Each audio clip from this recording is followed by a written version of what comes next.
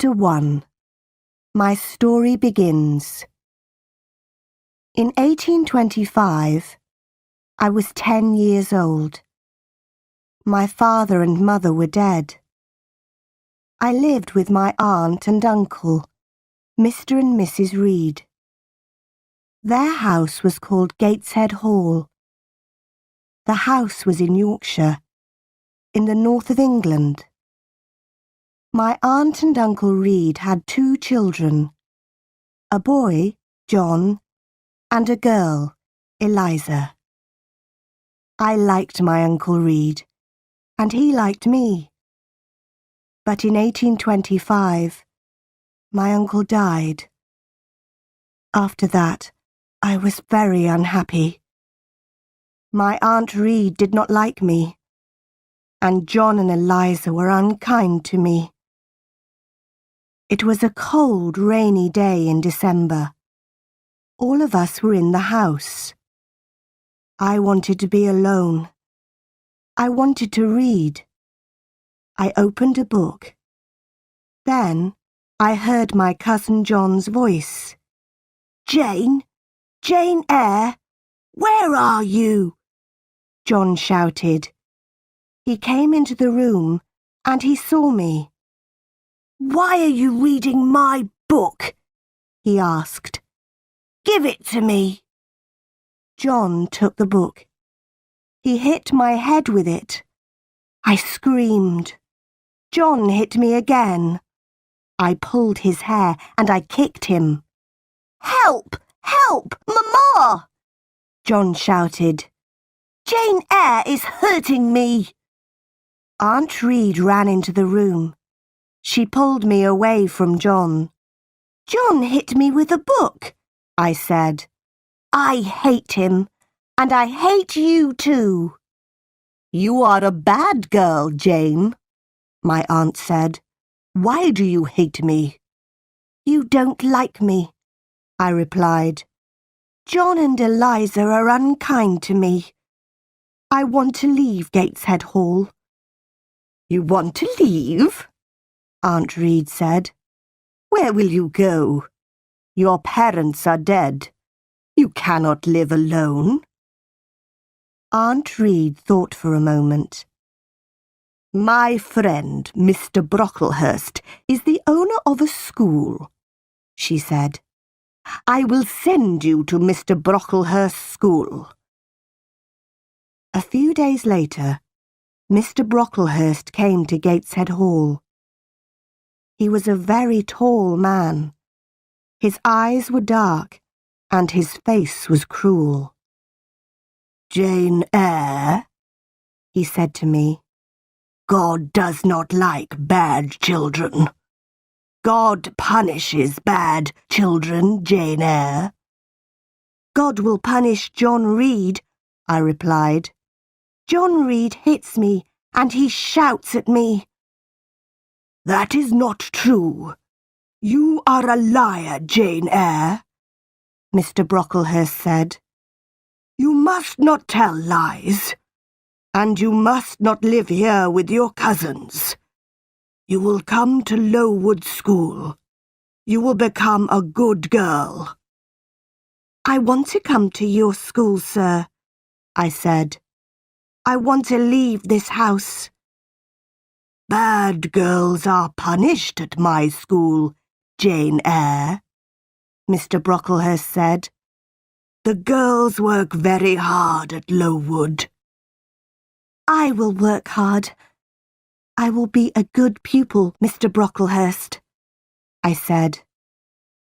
2 weeks later, I left Gateshead Hall. I went to Lowood School. Chapter 2. Lowood School. It was the month of January. I arrived at Lowood School at night. A servant took me up some stairs and into a big bedroom. There were many beds in the room. The girls in the beds were asleep. The servant took me to an empty bed. I put on my nightclothes and I got into bed. Soon, I was asleep too. I woke up very early. A loud bell was ringing. The bedroom was dark and cold. I watched the other girls. They washed in cold water and they dressed quickly. There was a plain brown dress next to my bed, and there was a pair of ugly, heavy shoes.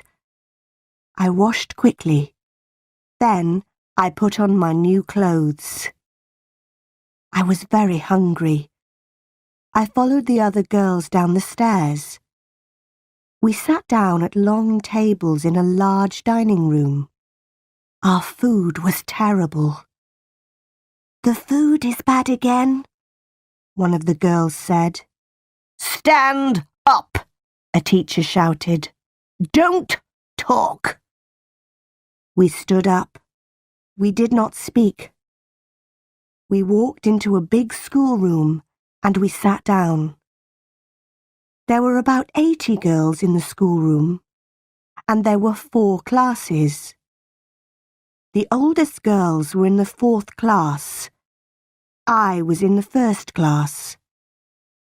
4 teachers came into the room and we began our lessons. The lessons were not interesting.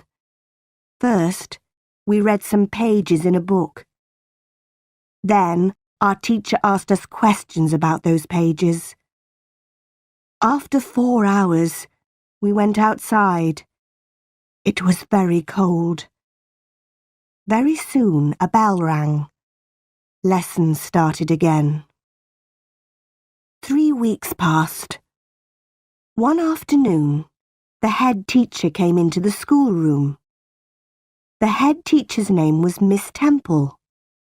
Mr. Brocklehurst was with her. We all stood up. I stood behind an older girl. I did not want Mr. Brocklehurst to see me.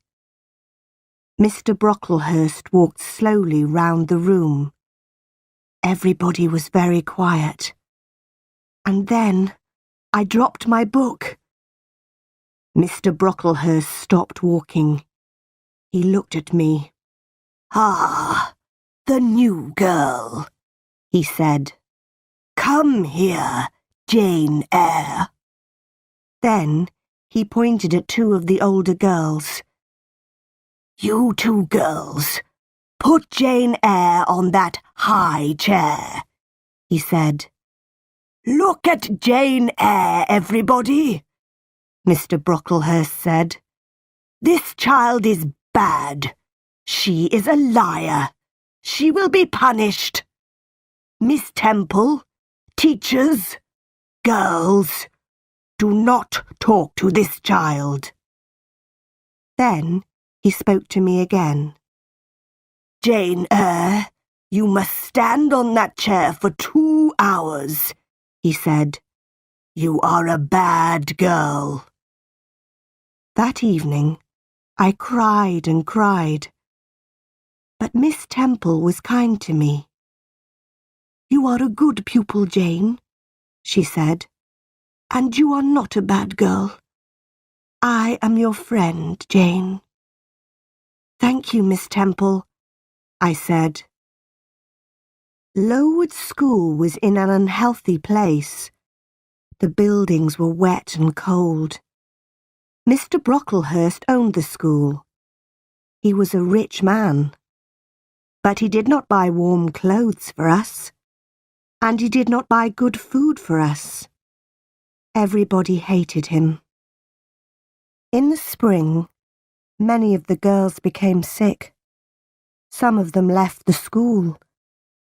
They never came back. Many of the girls died. That spring was a terrible time. We had no lessons. Miss Temple and the other teachers took care of the sick pupils. Mr. Brocklehurst had to buy better food for us, and he had to buy warm clothes for us. Mr. Brocklehurst never came to the school. The next year, Lowood School moved to a better place. It was a healthier place. There were new schoolrooms, new bedrooms, and a new dining room. The new buildings were bright and clean. The teachers were happy. After that, I was happy at Lowood School too. I was a pupil at Lowood School for 6 years. Then I became a teacher. I was a teacher at the school for 2 years. But I never returned to Gateshead Hall, and the Reeds never wrote to me. Chapter 3. Thornfield Hall. In 1833, I was 18 years old.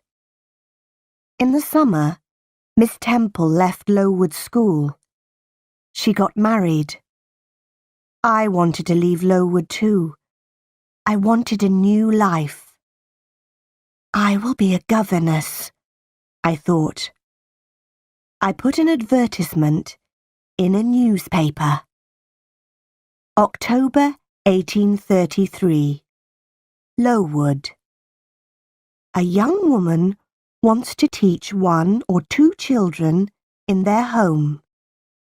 She teaches English, arithmetic, geography, religion, French, drawing and music.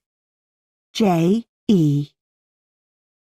I had a reply to my advertisement. The reply was from Mrs. Fairfax of Thornfield Hall near Millcote. Millcote was about 70 miles from Lowood School. Mrs. Fairfax wanted a governess for a little girl. I wrote to Mrs. Fairfax immediately. I was going to be a governess at Thornfield Hall. I travelled to Millcote in a coach. At Millcote, a servant met me. He took me to Thornfield Hall. At Thornfield Hall, another servant opened the door. She was smiling. She took me into a small, warm room. A lady was in the room. She was sitting by the fire. "Are you Mrs. Fairfax?" I asked her. "Yes, my dear," she said. "And you are Miss Eyre. Are you cold? Sit by the fire, Miss Eyre. A servant will bring you some food." "Mrs. Fairfax is very kind," I said to myself. "I will be happy here." "Will I see Miss Fairfax tonight?" I asked. Mrs. Fairfax looked at me. She smiled. "Miss Fairfax? No, no," she said. "Your pupil's name is not Miss Fairfax. Your pupil is Adele Baron." Adele's mother was a Frenchwoman. Adele is Mr. Rochester's ward. He takes care of her. "Mr. Rochester? Who is Mr. Rochester?" I asked. "Mr. Edward Rochester is the owner of Thornfield Hall," Mrs. Fairfax said. "I am his housekeeper. I take care of Thornfield Hall. Mr. Rochester is not here now. He does not like this house. He is often away from home." I was very tired. Mrs. Fairfax took me up the wide stairs. She took me to my room. I went to bed immediately, and I slept well. The next morning, I woke early. The sun was shining. I put on a plain black dress. I opened my bedroom door. I walked along a corridor and down the wide stairs. I walked out into the sunny garden. I turned, and I looked up at my new home. Thornfield Hall was a beautiful house with many large windows. The garden was beautiful too. After a few minutes, Mrs. Fairfax came into the garden. She spoke to me. "Good morning, Miss Eyre," she said. You have woken early. Miss Adele is here. After breakfast, you must take her to the schoolroom. She must begin her lessons. A pretty little girl walked towards me. She was about 8 years old. She spoke to me in French, and I replied in French. After breakfast, I took Adele to the schoolroom. We worked all morning. Adele enjoyed her lessons, and I was happy. In the afternoon, Mrs. Fairfax took me into all the rooms of Thornfield Hall. We looked at the paintings and at the beautiful furniture. We walked along the corridors. "Come up onto the roof, Miss Eyre," Mrs. Fairfax said. "You will see the beautiful countryside around Thornfield Hall." We walked up many stairs. At last, we were at the top of the house. We walked along the top corridor. Mrs. Fairfax opened a small door, and we walked onto the roof. "Look, Miss Eyre," Mrs. Fairfax said. "You can see for many miles." We stood on the roof for a few minutes. Then we went back into the house. We walked carefully towards the stairs. The top corridor was narrow and dark. Suddenly, I heard a strange laugh. "Who is that, Mrs. Fairfax?" I asked. Mrs. Fairfax did not reply. She knocked on a door. "Grace," she said. The door opened. Behind the door was a small room. A servant was standing at the door. "Be quiet, Grace, please," Mrs. Fairfax said. The woman looked at Mrs. Fairfax. Then she closed the door. "That was Grace Poole," Mrs. Fairfax said. "She works up here. Sometimes she laughs and talks with the other servants. Don't worry about Grace. Please come downstairs now, Miss Eyre."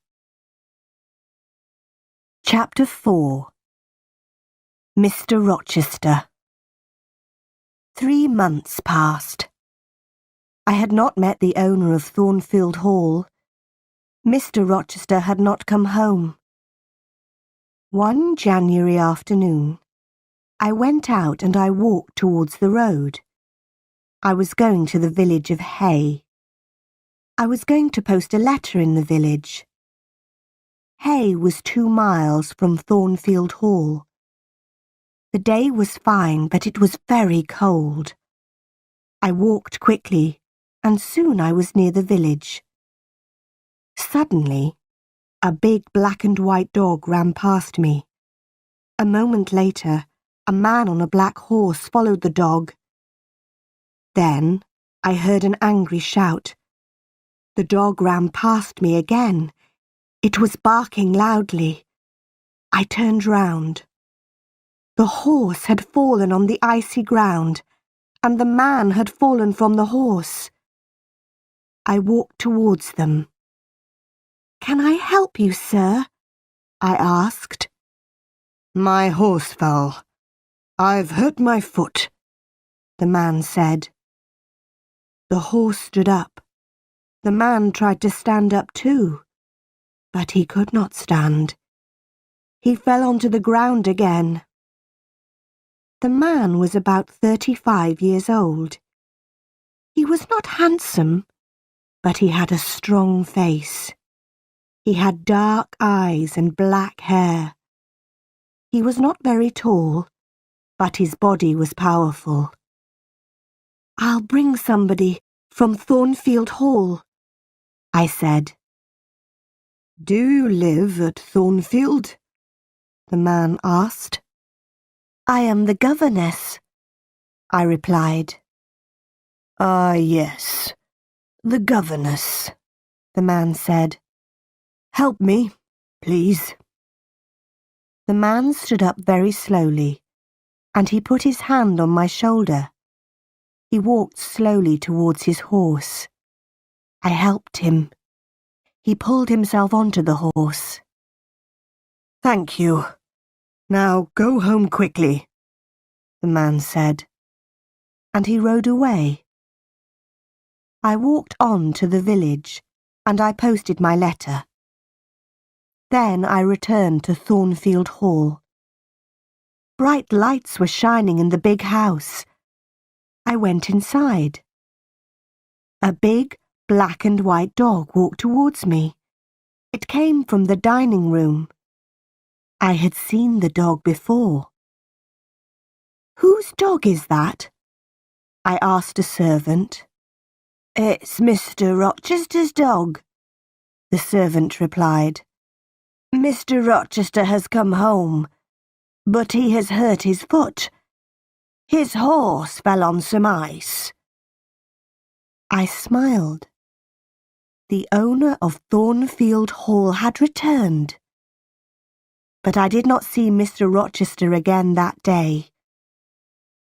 I saw Mr. Rochester the next day. He sent for me in the evening. I put on a clean dress. I brushed my hair carefully.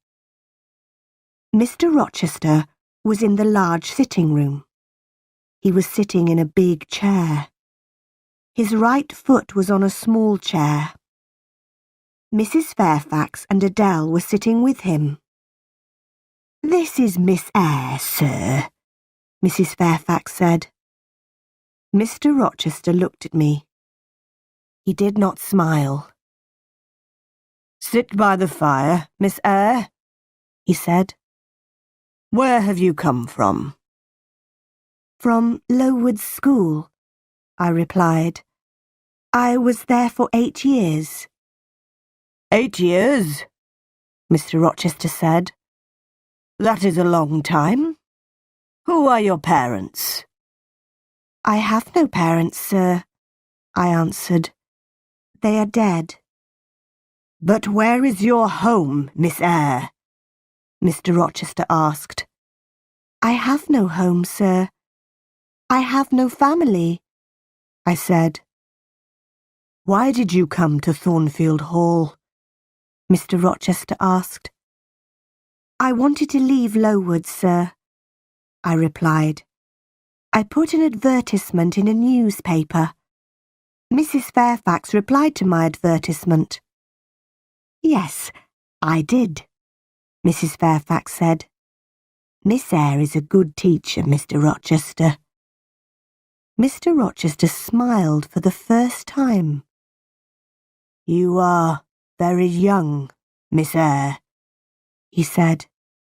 "I am 18, sir," I replied. Mr. Rochester smiled again. He did not ask me more questions. After that evening, I did not see Mr. Rochester for a few days. Then, one night, he sent for me again. "Sit near me, Miss Eyre," he said. "Mrs. Fairfax will talk to Adele." I sat down quietly, but I did not speak. The fire was very bright. I saw Mr. Rochester's face clearly. I saw his large, dark eyes. He was smiling. He was happy. After a minute, Mr. Rochester spoke. "Miss Eyre," he said, "you are looking at me very carefully. Am I a handsome man?" "No, sir," I said. "You speak the truth, Miss Eyre," Mr. Rochester said. "Look at me again. Am I a kind man?" "No, sir," I said again. "You are smiling now, but you are not always kind." "That is true," Mr. Rochester replied.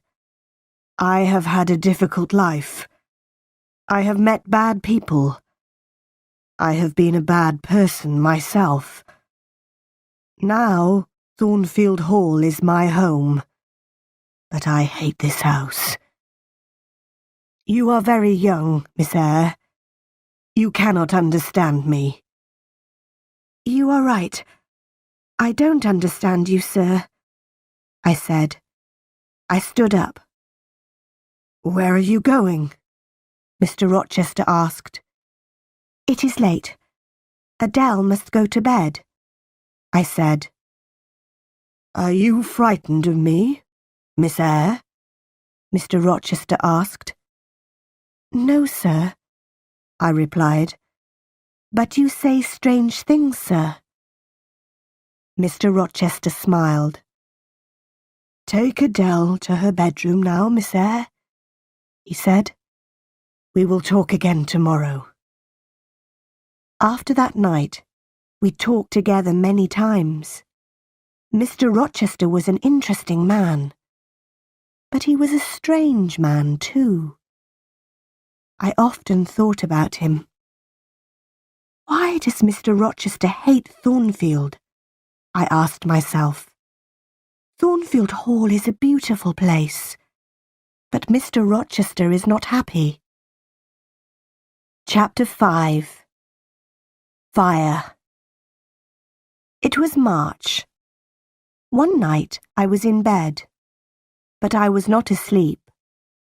The house was quiet. Suddenly, I heard a sound in the corridor outside my room. Who's there? I said. Nobody answered.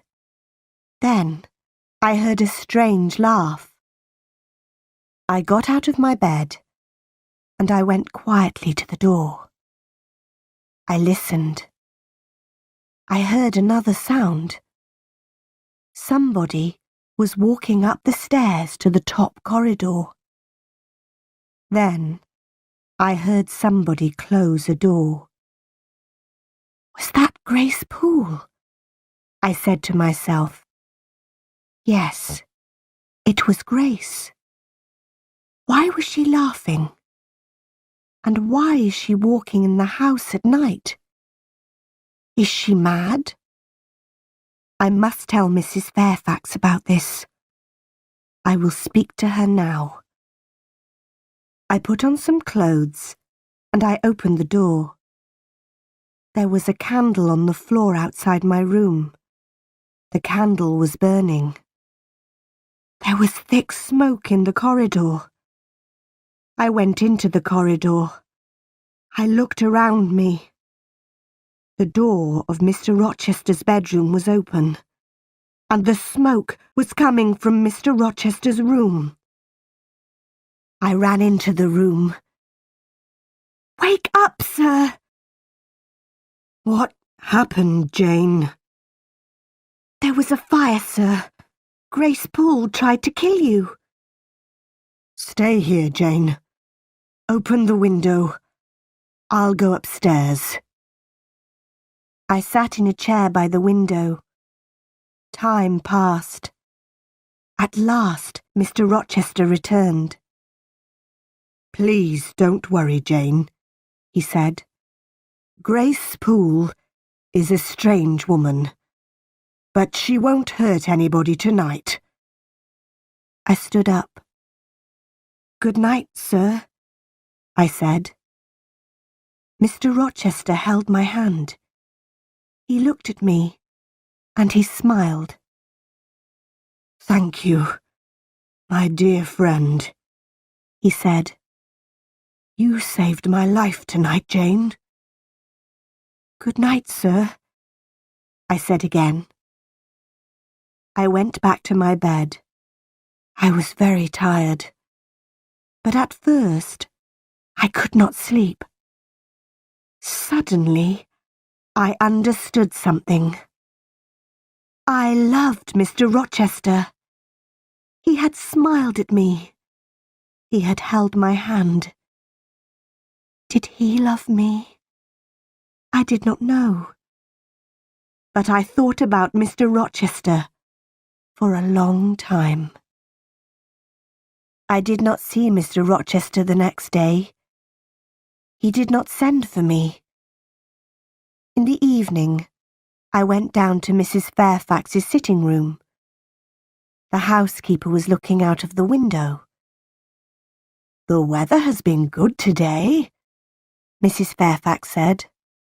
"Mr. Rochester had a good day for his journey." "His journey? Where has he gone?" I asked. I was surprised. "He has gone to Ingram Park," Mrs. Fairfax replied. "Mr. Rochester will stay there for a week or more. He has many friends. All his friends will be at Ingram Park this week." "Will there be any ladies at Ingram Park?" I asked. "Yes," Mrs. Fairfax said. "There will be many ladies there.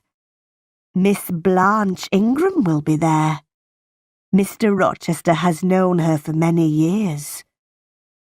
"Is Miss Ingram beautiful?" I asked. "She is very beautiful," Mrs. Fairfax said. "Will Mr. Rochester marry her?" I asked. Mrs. Fairfax smiled. "I don't know, Miss Eyre," she replied. "I don't know." I was very unhappy. I went up to my bedroom. I looked in my mirror. "Jane Eyre," I said to myself, "you are not pretty, and you are poor. Mr. Rochester will never marry you. He will marry Miss Blanche Ingram. She is a rich lady. You are a poor governess. Forget Mr. Rochester, Jane Eyre. Forget him."